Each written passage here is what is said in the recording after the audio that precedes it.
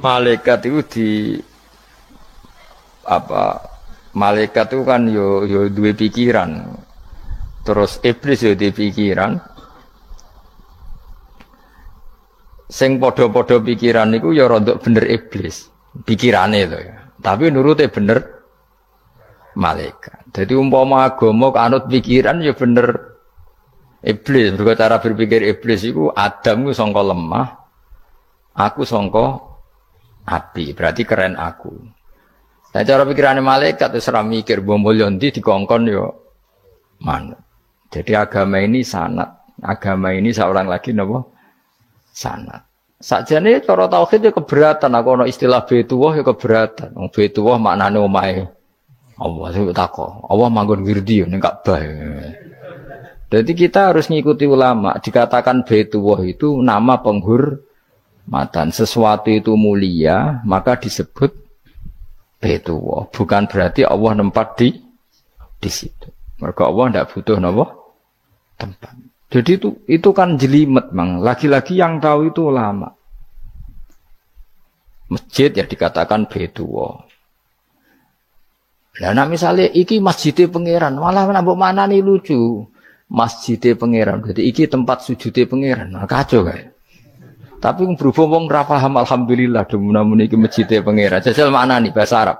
Iki masjidé pangeran, maknani terjemah. Iki tempat kacau. Ibarat kayak bodoh ora roh nek iku kacau. Jadi kacau. Ya mulane anut ulama. Jadi darani Baitullah apa dikatakan daleme Allah maknane apa idhofatut tasyrif. Napa idhofatut tasyrif maknane omah sing mulia sampai diistilahno daleme Allah. Kalau dalam ngaji-ngaji ulama itu agama ini dari awal unik. Allah melarang sujud kepada batu. Tapi kita sholat itu madhep Ka'bah. Kemudian juga ada batu. Makanya kita harus menanamkan bahwa semua sujud itu lillahi ta'ala. Dan soal ada arah, ya penting arah. Nggak mau arah madhep segoro kidul, repot. Jadi arah itu mau dipakai kesepakatan untuk menunjukkan kalau kita Muslim, arahnya sujud itu ke Ka'bah. Tapi tetap sujud kita hanya lillahi ta'alanya karena Allah. Kanjeng Nabi nanti takok wong Yahudi, Muhammad nak langit bumi ku sok ben hancur pas kiamat. Terus manusa sing mati mulai Adam sementara ditakok endi. Jadi nak takok ngono mirip so. Mirip Yahudi. Nak mirip Sugair apa? Nak mirip ngamure. Jadi agama ini selalu disoal pakai akal. Jadi agama tanpa akal ya iso berdiri, tapi kalau terlalu mbok akal itu ya repot. Ya makanya tadi itu pentingnya riwayat. Seorang lagi pentingnya apa? Riwayat. Makanya cara Imam Malik itu enggak suka sama agama di logika itu enggak suka. Karena nanti orang yang punya logika terus merasa lebih punya otoritas terhadap apa? Agama. Yo wis sesuai ngono agama iku angel oleh nerangno sampean agama iku. Sampeyan saiki tak bedheki, Nabi Adam diusir kondi. Swarga. Terus swargane Nabi Adam saiki didakon ndi? Mergo swarga iku luase sak langit bumi. Lah nek iku saiki didakon ndi wong? Swarga lebih luas ketimbang langit. Kan enggak mungkin sesuatu yang luas diletakkan di yang sempit. So, akhirnya Mu'tazilah gak percaya anane swarga zaman Nabi Adam. Jadi swarga sing cerita Adam itu tidak sama dengan surga yang nanti arduhas samawati wal ard. Jare ahli sunnah ya sono. Lah ning ndi wis ra roh pokoke ono. Ya itu kan sama-sama terus diterusno wong debat. Ya sudah guys. Nek cara aku wis mlebu sik kok gampang nerangno nek wis bar roh. Secara teori kan gitu, ora roh kok nerangno sak usih. Bro. Ya sudah, sampeyan bu swarga wae lagi apa? Lagi nerangno. Pas aku nerangno kowe ra ning swarga, ya wis ra ketemu. Wis kono enak nang cangkem elek ngono wis aku ben nerangno kowe ra ning kono, ya wis akhire gak. Apa cocokan sampeyan? Aku tak nerangno swarga lah sing kono ben nerangno neraka. Mergo roe neraka. Agama iku unik. Ya karena tadi apa ya? Dari awal agama ini di kaum yakilun, tapi akal yang berlebihan itu ya mengganggu agama. Ya sudah, makanya saya ulang lagi itu riwayat ya. Sebagian ini apa? Riwayat. Inna hadzal ilma dinun fangzuru amman ta'khuduna dinakum. Agama ini ilmu, kemudian kamu harus dari sanad yang benar. Ya. Dari sanad yang apa? Dari sanad yang benar. Ya sudah seperti itu. Mana itu kalau setuju model kayak sholat sunat safar tidak harus madhep kiblat terus. Jadi agama ini sudah unik. Misalnya gini, sholat fardu kan wajib kiblat, tapi ada sholat yang nggak usah madhep kiblat, yaitu sunat safar. Misalnya orang di pesawat gini. Karena guling-gilingan, hakikatnya kiblat itu tidak fokus kita namun Allah Subhanahu wa Ta'ala. Jadi memang agama, tapi lagi-lagi itu butuh riwayat. Seorang lagi butuh riwayat. Kalau nggak pakai riwayat, terus kau Abu Nawas kabeh. Karena tadi Amerika, seorang lagi Amerika, itu kalau dibor pas New York itu kena Ka'bah. Lah logikanya kalau arahnya pas itu kan bebas arah. Berarti orang Amerika oleh sholat bebas. Tidak bisa seperti itu, ya tetap anut konsensus ulama sana atau tradisi sana, kiblat itu ngambil arah mana. Karena dia pas. Ya bumi yang ada arah itu secara akal kan hanya rubuk 1/4. Makanya kalau kamu belajar falak itu ada rubuk. Lainnya itu sudah tidak ada arah. Misalnya bumi bulat bola, yang sama atas dikatakan sama-sama di atas. Ya kadarnya hanya 1/4. Lainnya itu sudah dikatakan samping. Makanya seperti Denmark, itu ada daerah yang siang itu sampai 3 bulan, entah berapa siklus sekian puluh tahun. Ada yang lebih lama siangnya, sampai 18 jam. Kalau di Eropa kadang puasa itu sampai 18 jam. Ada yang selalu gak kena matahari, kayak kutub utara, kutub selatan. Nah makanya kalau misalnya sholat itu ngikuti apa? Kalau ngikuti matahari orang kutub sholatnya hanya maghrib, isya, subuh. Gak wajib poso orang tahu ono brino misalnya. Ya tidak bisa seperti itu. Jadi kalau nuruti logika kan terus berdebat terus. Tapi kalau nuruti rasa sebagai hamba. Orang kutub butuh sujud sama Allah. Orang kutub butuh loyal sama Allah dengan memperlakukan puasa. Ya sudah, akhirnya kita harus puasa. Nah, lalu kalau ukurannya matahari, mereka tidak punya matahari. Memangnya puasa itu penyebabnya wujudnya matahari, apa penyebabnya loyalitas sama Allah Subhanahu wa Ta'ala? Loyalitas. Kalau penyebabnya matahari ya, berarti kalau nggak ada matahari, nggak usah apa? Tidak usah seperti itu cara berpikir. Makanya ngikuti ulama. Karena ulama yang tahu tradisinya Allah dan Rasul. Ya seorang lagi ulama yang tahu tradisinya Allah dan Rasul. Meskipun ya kadang saya enak dewe ulama. Mereka ya kadang ya mau kalau bolak-balik ngomong. Gak diterang nombek cangkem elek ora paham-paham. Makanya masyhur itu ada kiai di debat sama orang rodok PKI. Pak Kiai, kalau setan dari api masuk api kan biasa. Terus susahnya apa? Mau materinya dari api itu. Kiai itu mek lemah, sawurna raine. Loro cung, nggih sakit. Jare wong kok lemah, kena lemah kok loro. Karena serak kena diterangno. Manusia materinya kan dari tanah, berarti kena dipendem urip-uripan. Piye ya? Ya loro ya, lha ya jare kok lemah kok dipendem ning lemah kok. Karena dijelaskan pakai lisan yang baik, gak paham-paham. Sebenarnya kita ini ingin selalu baik, tapi ada orang-orang diterangkan cara baik-baik itu. Paham. Kayak misalnya ana wong kondo, Gus kula niku bojo kula cerewet ngene-ngene, apike kula pegat dicereweti bojo mbek diarani duda iku lara ndi? Oh lara diarani duda isen. Kue payu rabi dicereweti, ambek ra payu rabi jomblo, sakit mana? Sakit distatuskan jomblo. Malah kena dicereweti sabar prestasi baru. Mesti wong ku diwolak-walik. Nah ini jar wis kula tak malan kula seneng mbek Imam Syafi'i.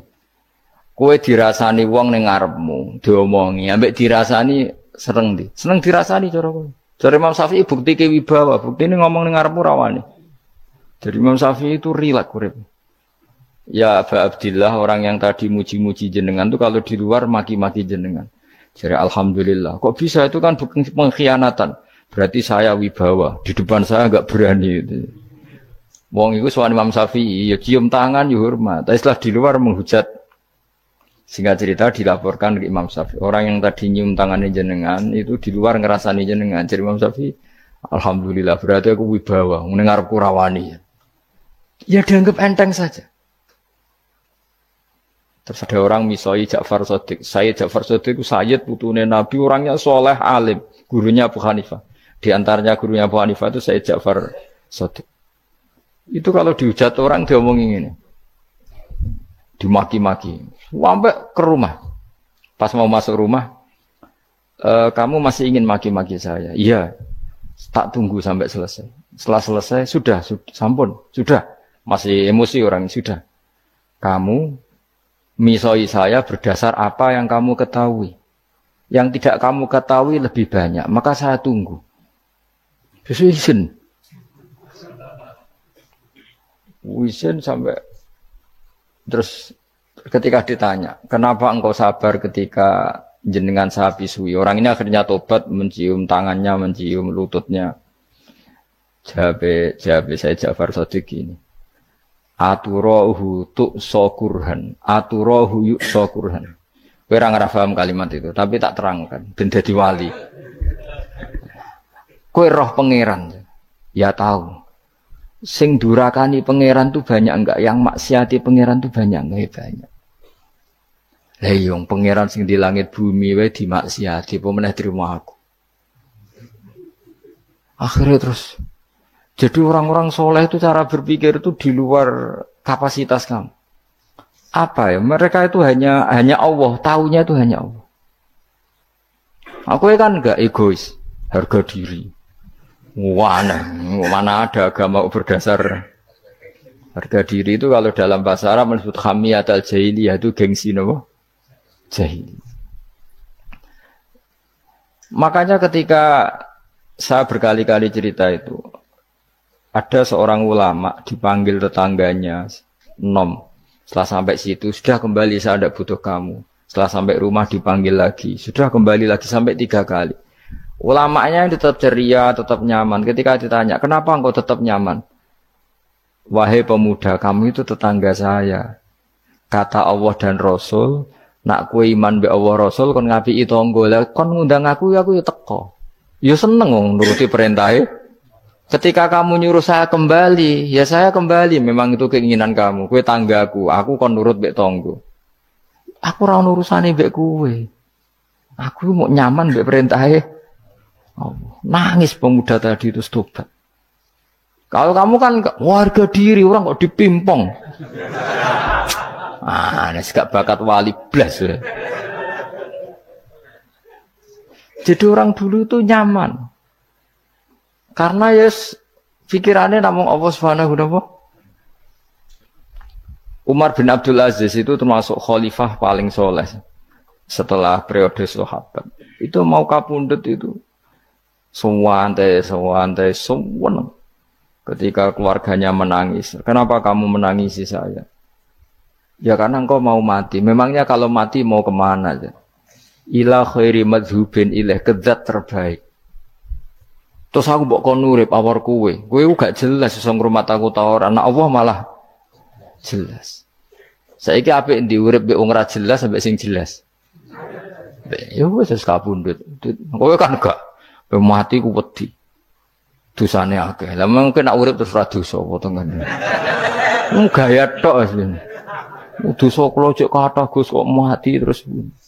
Ya malah apik mati biar dosa meneh. Biasa wae nek mati biasa karena potensinya kamu urip suwi iku dosane apa taat meneh. Ya jawab. Potensine. Dosa meneh apa taat meneh? Apa ya dosa ya taat. Terus pas mati pas taat atau pas dosa? Ya ora usah ngono biasa ya. Ape mati ae matur pangeran Gusti nak saene mati nggih. Mati mawon nak saene urip nggih. Urip mawon Gusti semua anut jenengan wis. Zaman kula urip sing ngrumat nggih jenengan mungkin sampean mati sing ngelola nggih napa? Jenengan pun donya sing ngurusin jenengan. Kan sebenarnya kalau kita berpikir gitu kan nyaman. Zaman kamu hidup yang mengendalikan jantung, paru-paru, oksigen juga Allah. Dan kamu enggak tahu caranya, tahu-tahu hidup. Tapi setelah mati dikubur kamu iskal. Lalu sistem pernafasan saya gimana setelah saya mati? Memangnya zaman yang dunia kowe roh. Oh karena ada oksigen. Nah, terus oksigen wujudnya karena apa kowe ya ora roh. Oksigen dari zat gini lah zat iku kok sapa ya ora roh. Mau gaya tok ngomong mau tetep akhir ora roh. Lan kadang kula gawok mbek wong goblok wis ora roh kabeh dari awal semua alam semua iku gak usah nerang. Nah, artinya gini, kalau zaman di dunia kamu tidak bisa mengelola diri kamu sendiri, juga sama setelah mati tidak bisa mengelola diri kamu sendiri. Semua itu al-amru biyadil, semua itu dalam kekuasaan Allah Subhanahu wa ta'ala. Ya sudah, alaihi tawakkaltu wa ilaihi unib. Ya sudah, kita pasrah saja dan kita hanya kembali kepada Allah Subhanahu wa ta'ala. Ya sudah, itu agama. Tidak bawa logika pakai akal. Wah itu orang mati itu sudah nggak bisa apa-apa, sudah jadi tanah gini-gini. Ya, masalah catekar ya ngerti, nah, jadi tanah itu tidak bisa apa-apa. Tapi masalahnya kita ini dikendalikan oleh zat yang bisa mengelola semua. Yaitu Nabi Adam diciptakan juga dari tanah. Ya sudah hanya berdasar riwayat itu yang kita akhirnya meyakini setelah kita mati juga bisa hidup lagi. Iki rasa khawatir, iblis itu ya dhaif, iblis ya lemah. Nyatane ya kowe tetep ngaji jalalan. Berarti ora sukses menyesatkan. Kodang di kowe iblis. Ya kodang sampean, kon ra ngaji tetep ngaji. Kon paham tetep ora paham. Berarti iblis itu enggak keren loh. Betul, saya setiap melihat orang sholat itu menyaksikan kekalahan apa? Iblis. Jadi iblis itu ya kalah ora kok hebat ya ora. Biasa mawon, ora usah sing hebat ya namung pangeran. Dari awal iblis wis menyerah ngadepi orang sing ikhlas. Ikhlas itu dimulai dari awal. Cara bahasa Inggris pokoke hilir sampai hulu sampai hilir kudu ikhlas kabeh. Misale ke dhuwit, yakin nek iku wae Allah. Sehingga kita ketika ngasihkan orang itu kamu enggak merasa itu milik kamu. Sehingga enggak gampang ngundat. Selagi itu kamu benar keduanya awalnya salah itu masih mungkin tidak ikhlas. Uang ini milik saya, tak kasihkan kamu dengan ikhlas. Kalimat milik saya ini menjadikan suatu saat kamu jadi undat-undat karena milik saya. Tapi kalau ikhlasnya dari depan, uang ini milik Allah, ilmunya bahak milik Allah. Terus tak kasihkan kamu juga hambanya. Dari awal kan merasa saya tidak punya apa-apa. Tapi selagi saya ikhlasnya hanya separuh. Ilmu saya tak kasihkan kamu karena Allah, berarti masih potensi enggak ikhlas ya. Jadi kalau ngelatih ikhlas itu harus dua-duanya. Kamu punya uang milik Allah, punya ilmu milik Allah, punya jabatan milik Allah, kemudian kamu kasihkan sesuai perintah Allah, itu lebih mudah ikhlas karena la haula wala quwata illa billah. Selagi masih separuh saja salah, itu potensi berikutnya juga ikut salah. Misalnya aku ngurmat yatim kok ikhlas, duitku tak kena. Kata duitku itu menjadikan suatu saat. Dulu tak rumat loh, saiki jebule lali aku. Tapi kalau alhamdulillah saya pernah digerakkan Allah ngrumat yatim dengan milik Allah juga. Sehingga kita sekedar pernah melakukan ketaatan ini senang. Enggak penting berikutnya anak yatim ini nanti peduli kita apa enggak, enggak penting. Itu ikhlas ya. Ikhlas itu sesuatu yang semuanya lillahi ta'ala. Ya, inna sholati wa nusuki wa mahyaya wa mamati lillahi rabbil alamin. Itu masyhur itu khilafnya ulama. Apakah malaikat itu termasuk umatnya Kanjeng Nabi Muhammad sallallahu alaihi wasallam? Ada ulama yang mengatakan cara pandang Nabi diutus itu untuk mensolehkan yang tidak soleh atau mensolehkan yang potensi tidak soleh. Kan orang itu ada dua. Ada yang memang tidak soleh disolehkan. Ada yang potensi tidak soleh. Sebetulnya sudah soleh, tapi potensi juga tidak soleh. Terus disolehkan. Nah, malaikat ini kan tidak berpotensi maksiat, sehingga agak butuh nabi. Seorang lagi malaikat itu kan nggak mungkin nggak soleh, selalu soleh. Berarti nggak butuh nabi. Itu cara pikiran Imam Suyuti. Sehingga dia mengatakan Quran itu memperingatkan semuanya kecuali malaikat. Karena malaikat tanpa diperingatkan sudah soleh. Tapi kata ulama yang lain tidak seperti itu. Malaikat tetap senang sebagai umatnya Rasulullah Shallallahu Alaihi Wasallam karena butuh status tasyrif. Tasyrif itu keren. Nanti ditakoki kowe melok kelompok isopo, melok kelompok Kanjeng Nabi Muhammad Shallallahu Alaihi Wasallam. Sehingga kalau nanti ditanya Allah, mimman anta misalnya, min ummati habibika Muhammad, itu keren. Kayak termasuk umatnya kekasihmu Nabi Muhammad Shallallahu Alaihi Wasallam. Lalu kamu ngikuti apa? Yo min ahsani kitabik, macam ngikuti kitab terbaikmu ya Allah. Sehingga mereka ikut umatnya Nabi bukan karena disolehkan, tapi karena tasrif, satu kehormatan. Itu yang diikuti ulama. Tradisi kita ahli sunnah ngikuti yang pendapat itu. Ngikuti bahwa malaikat pun suka dikategorikan umatnya Kanjeng Nabi Muhammad Sallallahu Alaihi Wasallam karena nambahi tasrif. Nambahi apa? Tasrif. Masyhur itu Imam Suyuti dalam hal ini kita ngikuti ulama mayoritas, bukan ngikuti yang ini. Masyhur kan Jibril ditanya, kan itu ketika Jibril ketemu Nabi Muhammad ditanya, untungnya apa kamu jadi safir? Safir itu kira-kira terjemahan bebasnya panitia saya. Jibril itu kan ya jauh dari langit turun bumi, dari langit itu kan jauh. Terus kamu untungnya apa? Karena Jibril itu tahu betul peristiwa yang pernah dilakukan Allah. Yaitu kayak apa malaikat yang di langit bisa diusir karena kesalahan tertentu. Malaikat yang sok suci kayak siapa itu Harut Marut juga dihinakan seperti itu.